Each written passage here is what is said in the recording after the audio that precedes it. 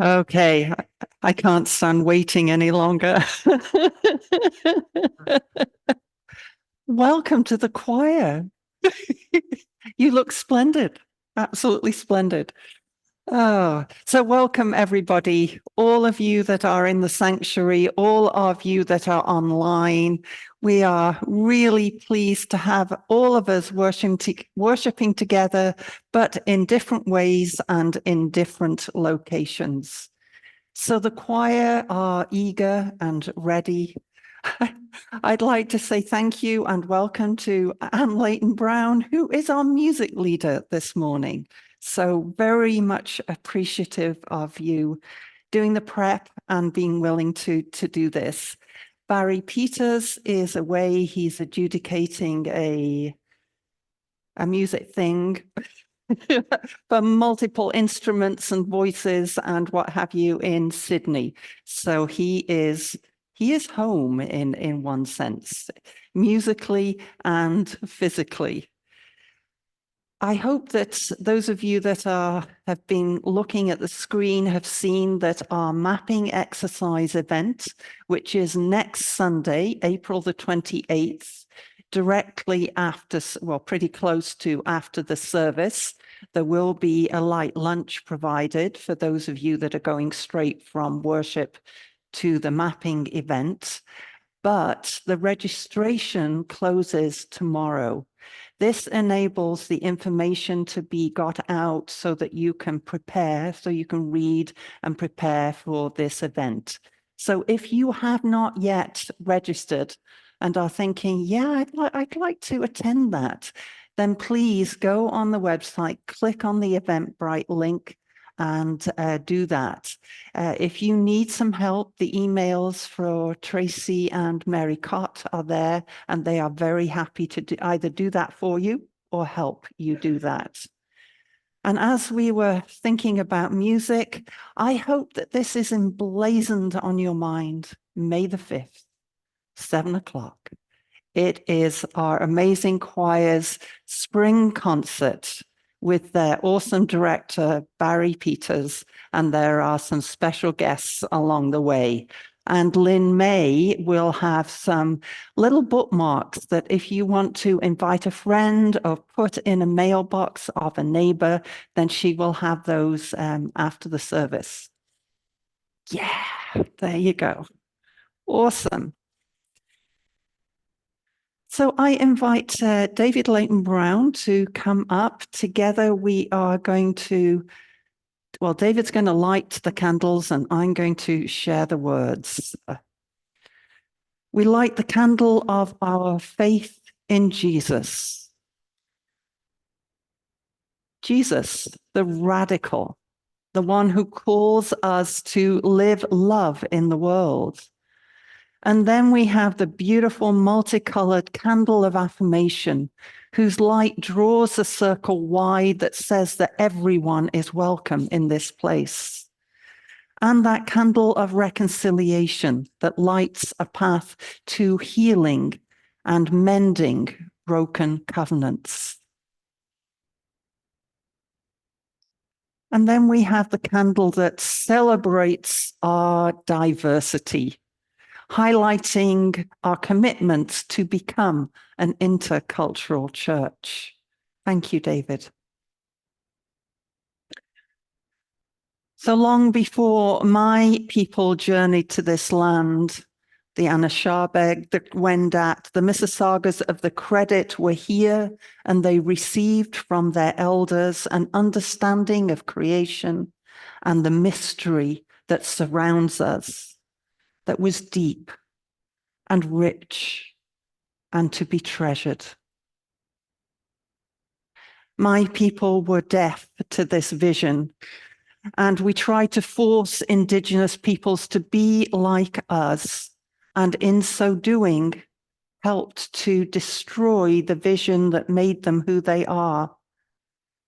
So as we travel this difficult road of repentance, of reconciliation and healing, we commit ourselves to work towards ensuring that we will never again use our power as the church to hurt others with attitudes of cultural and spiritual superiority. May that be so. So let us share and join our voices together in the call to worship. Let the people say, "Thanks be to God." A God who dared to take on human flesh and dwell among us. Thanks be to God. Who continues to dance through our lives. Let all that have breath sing to God. Let us continue in prayer. So may our alleluias on this day float high above the ceiling of what we think we know.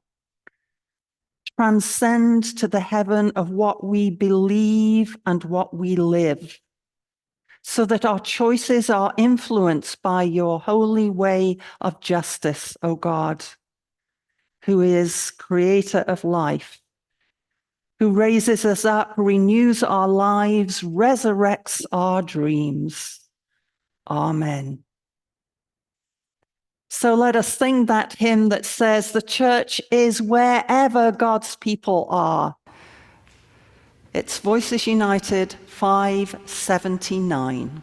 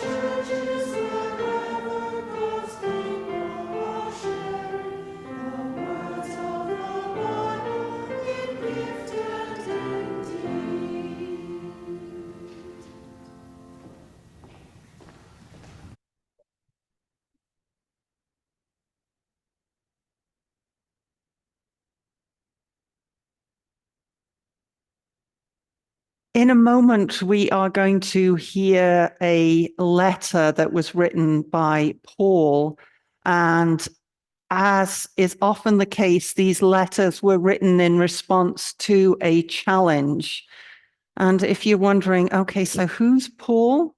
So Paul, it was that prolific writer of letters, many of which are in our Christian scriptures. Paul is the person that was transformed on the road to Damascus. Paul is often named as the first Christian evangelist.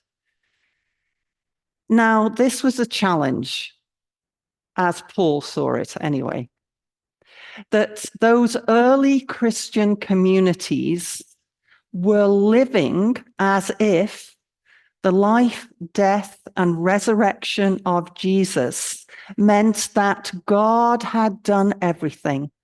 Everything was ready. And all that was necessary for them to do was to wait for Jesus to come again. Yes, live pious lives, but it was all to do with what the individuals did rather than how people acted in community. And that was a challenge for Paul because he saw the inequities that were all around, one of which was slavery. So the people who became Christian in that church in Galatia, they were converts from paganism, from multiple gods that were worshipped at that time. Now, there were other early Christians that had their roots in the Jewish faith. And there was a bit of kind of, okay, so what do we do? The people of the Jewish faith felt that it was really important that everybody practiced the law of Moses. That meant things like circumcision and what have you, the food laws, etc.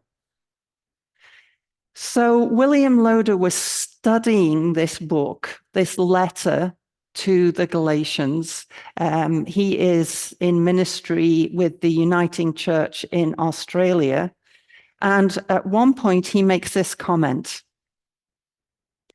religion can damage people. Religion can also make them whole. And he comments that Paul sees this very clearly and is not willing to accommodate such abuse in the name of not rocking the boat. What he's talking about is doing what is right, what is of God. So this letter has been called the Magna Carta of Christian freedom. And I'm going to invite Laurie now to read a part of it for us.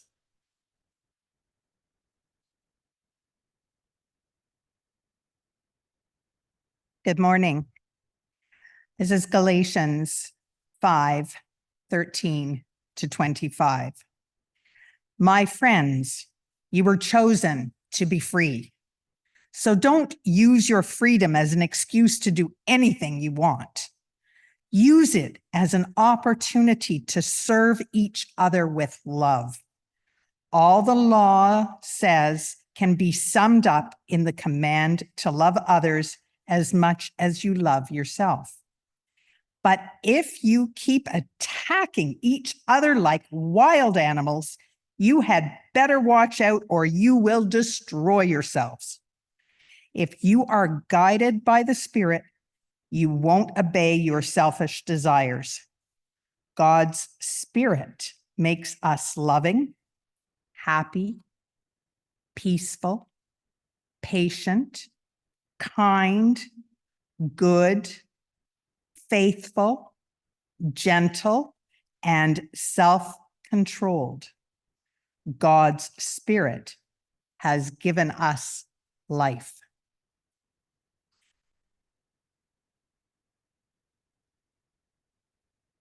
And now let us hear the choir anthem, One Earth, One Sky.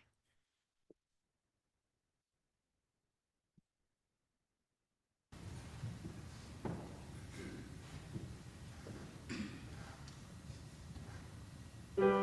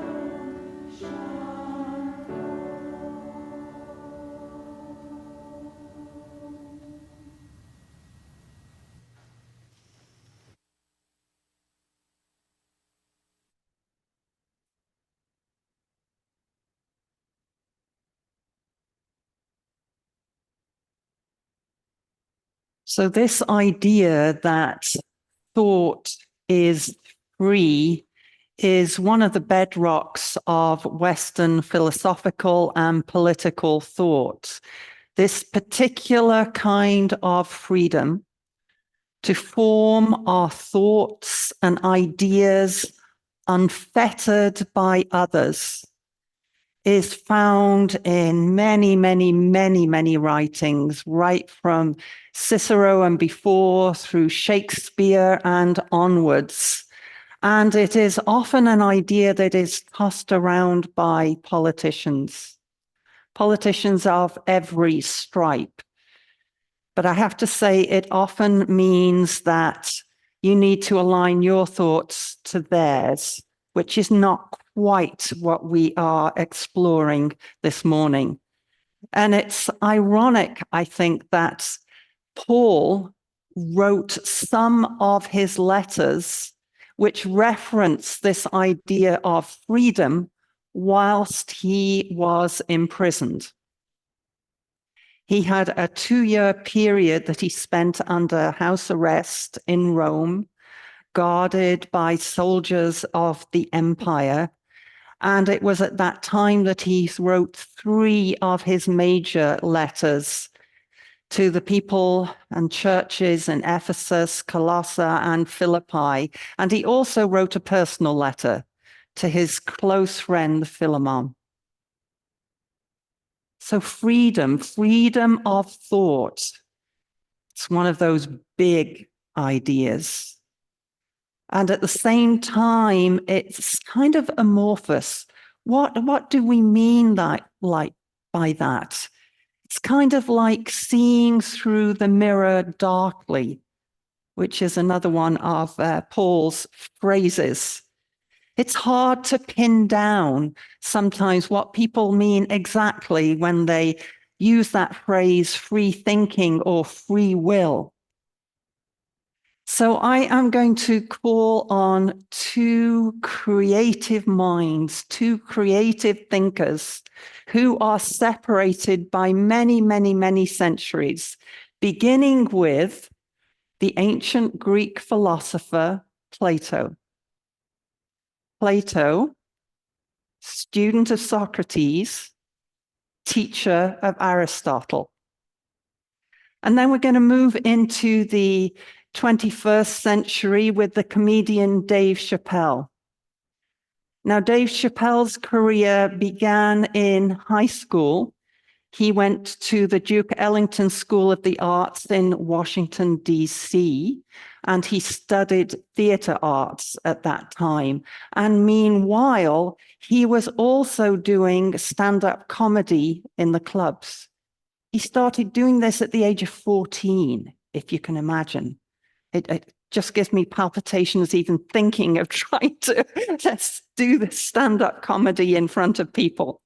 And then shortly after he graduated, he moved to New York City and he established himself as a major talent. Okay, so let's go back to Plato. Plato's allegory of freedom. And what Plato is inviting us to imagine is this: a group of people who have been chained since birth in a cave. Okay? Got that image in your mind? The chained ones could only face towards the cave wall. And their world was basically that wall, and the images and shadows that they could see formed the extent of their lives. And they were unaware of what was going on behind them. Behind them, a huge fire had been lit. And the people that were tending the fire were lifting various objects in front of the flames. And so they were creating these shadows and shapes on the cave wall. Those images, those shadows were what the chained ones saw. They were simply projections of objects, but it was their whole reality.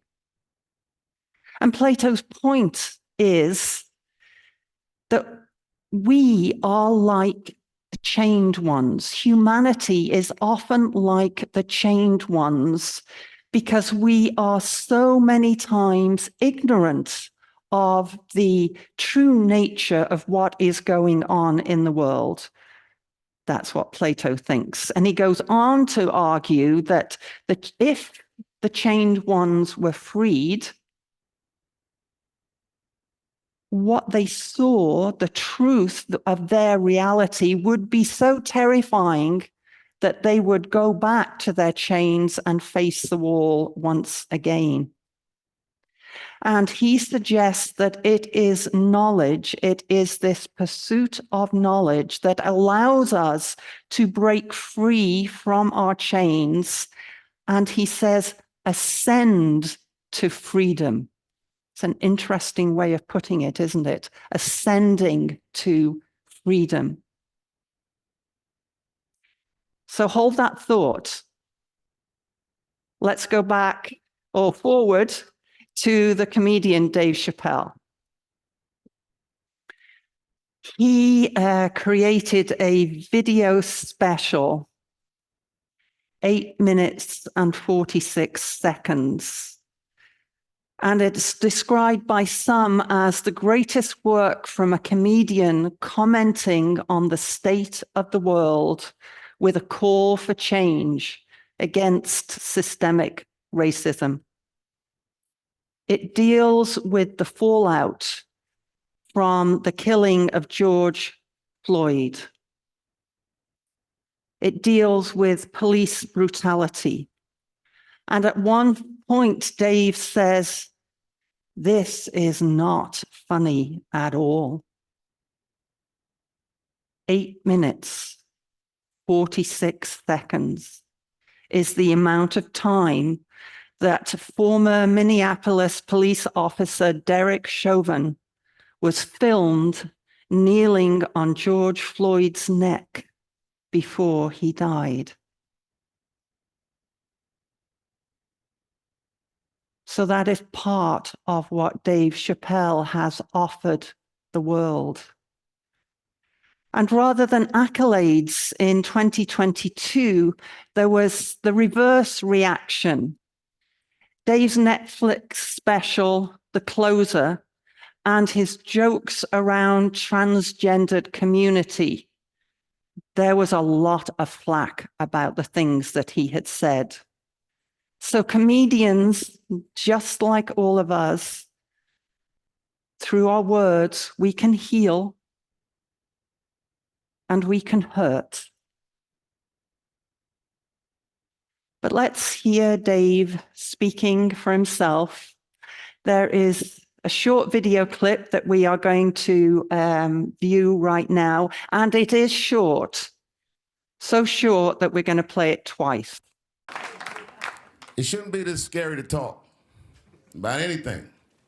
It's making my job incredibly difficult. And to be honest with you, I'm getting sick of talking to a crowd like this. I love you to death, and I thank you for your support. And I hope they don't take anything away from me. Whoever they are. It shouldn't be this scary to talk about anything. It's making my job incredibly difficult. And to be honest with you, I'm getting sick of talking to a crowd like this. I love you to death, and I thank you for your support. And I hope they don't take anything away from me. Whoever they are. They are. How many times do we say they when we're talking about this amorphous group of people that do certain things? And Dave Chappelle is highlighting whoever they are, those people in the shadows, those people that have control, that often can shape lives, and we have no idea who they are. Very similar to the manipulators of the shadows on the wall of that cave that Plato described. So here's a question. If you had the choice to keep on living in blissful ignorance, say you are living from the place of, my life's fine, it's all going to be good. Kind of like the place that some of those people to the letter for the Galatians were at. I just need to focus on myself. It's okay. Are we going to do that, or are we going to keep on exploring what are the truths in this world? What is it that shapes the human condition? What are the awful atrocities that happen to people all around the world? And this is our choice. Are we willing to open ourselves up to experiences that provoke thinking, challenge preconceptions, and blast through prejudice?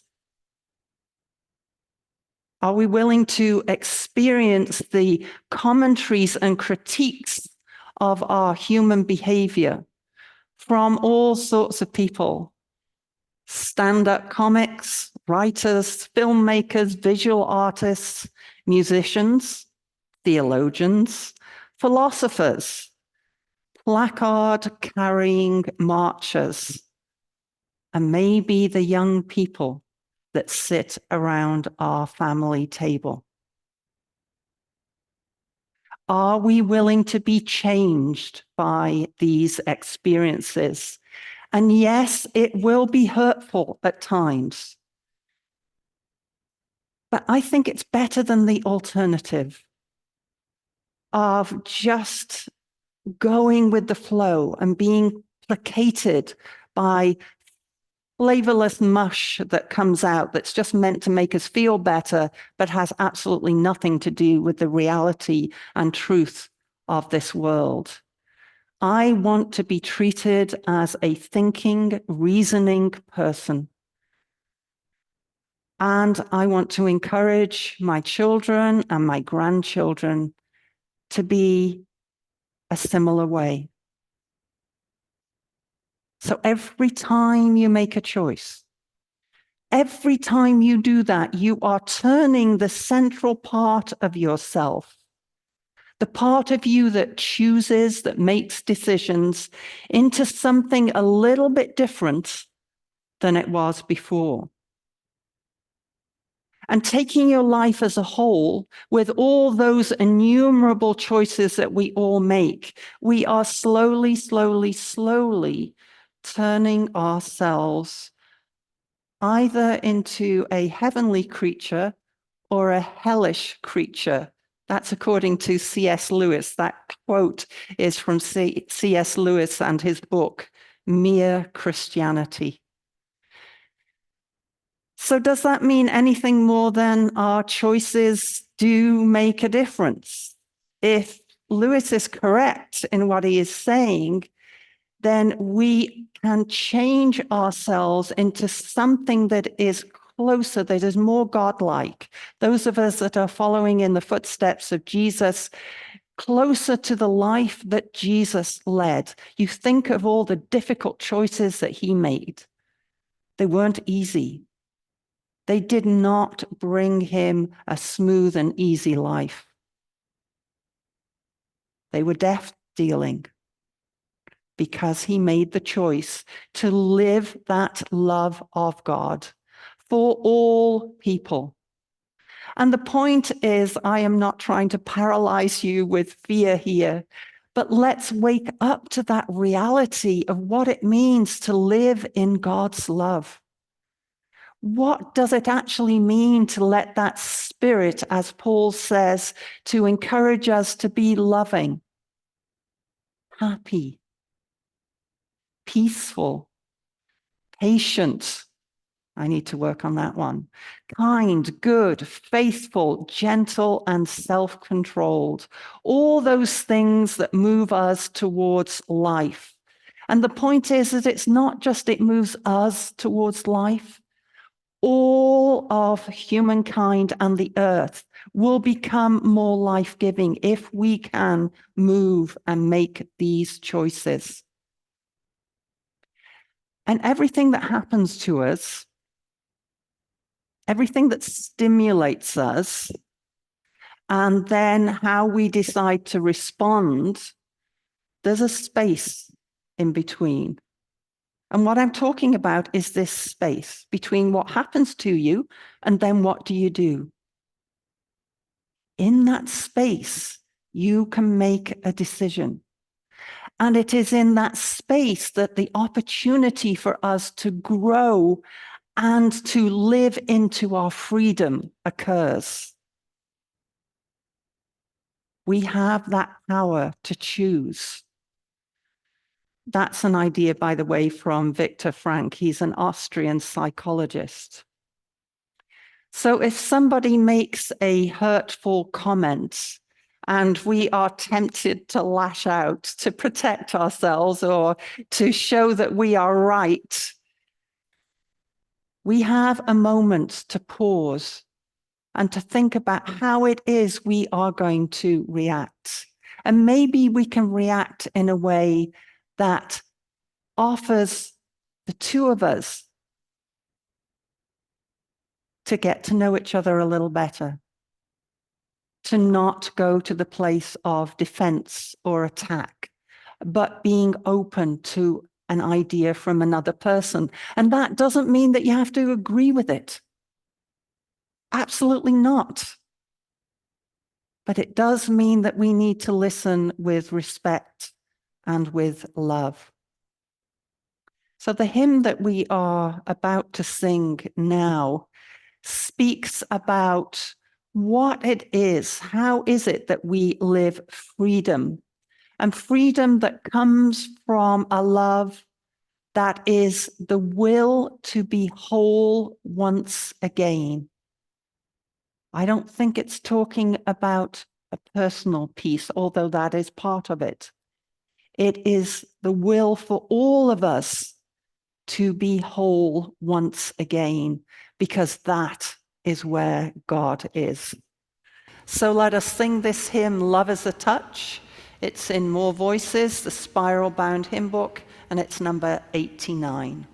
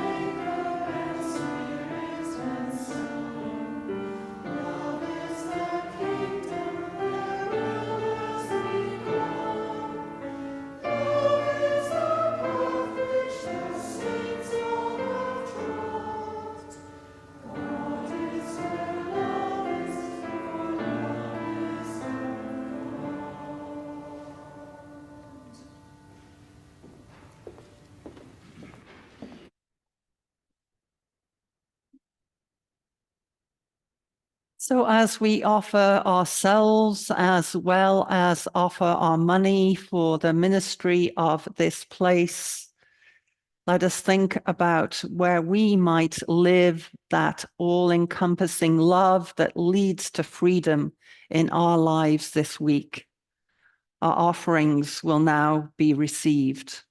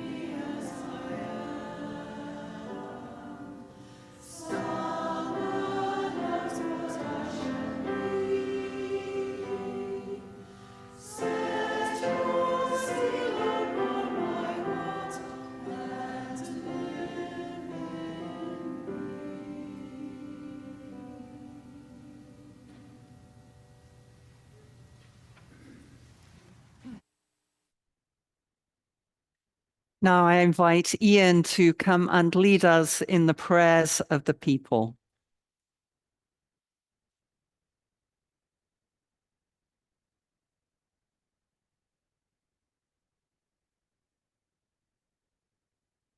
Please join your hearts with mine in prayer. As we do so, we take a moment to silently name our joys, sadnesses, concerns, and longings.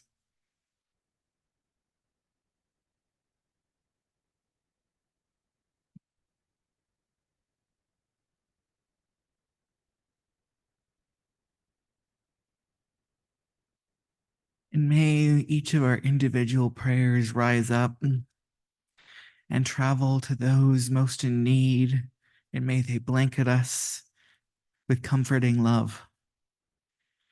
And God, in this week in particular, we give thanks for the life of Linda Clark, a beloved member of this community who showed love and caring, who brought love of animals and her gift of quilting to us all.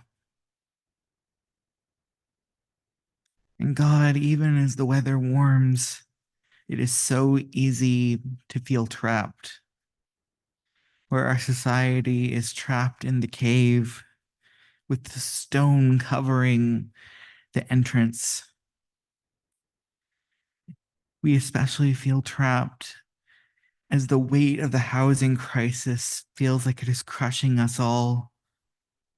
And we especially think of people experiencing homelessness who have their homes based in encampments threatened by the police. And as they are volleyed around like a political football, no one wanting to take accountability. And we also feel trapped by climate change as we hopelessly watch the Great Barrier Reef lose its diversity, and as we see our siblings around the world burning and flooding, and yet the stone feels too heavy. We also feel the heaviness of racism that still exists in this world. Even as police officers are killed, we imagine that there were racist overtones that led to the confrontation. And even in our own small ways of biases, the cave traps us. And yet, God, we see that there are people that are choosing the way of love and choosing to roll the stone away. We see it in advocates who have the political courage to vote for leaders who will keep their promises, to find just and affordable housing for all, that are willing to raise taxes so that they can pay for social programs, are willing to take on those who try to divide and exclude, and for those who ensure that housing is a right.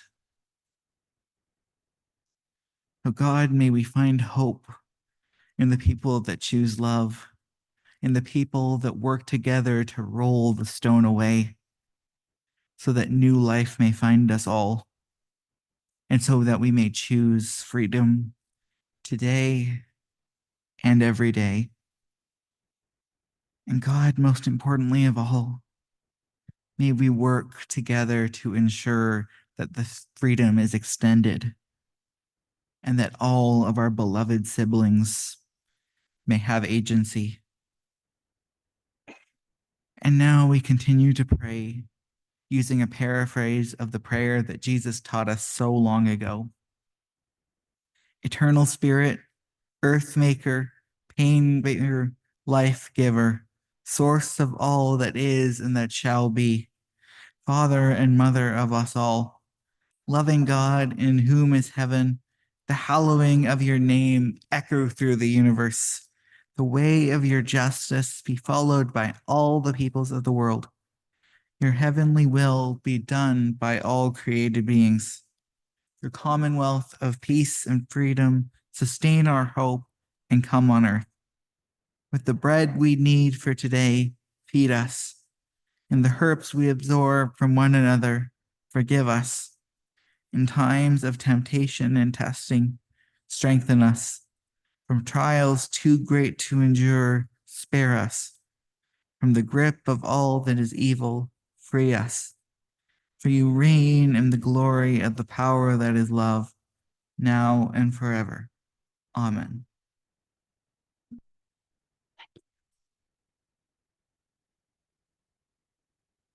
And let us sing together our final hymn, Love Who Made Me in Your Likeness. It's a Voices United hymn, 565, and we're singing verses 1 and 2, 4 and 5.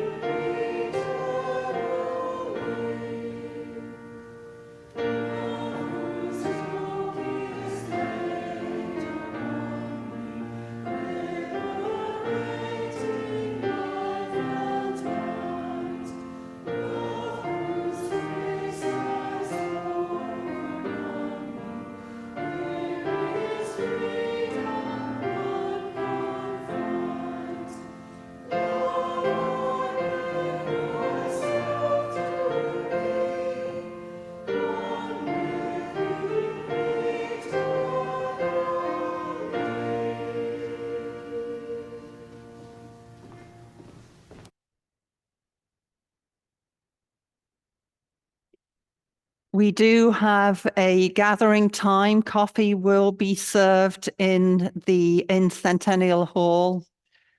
We're very thankful to Barb who stepped in there, and I'm sure Donna is in helping as well.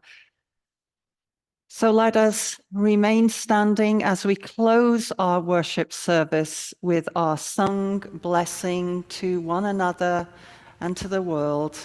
Peace be with you.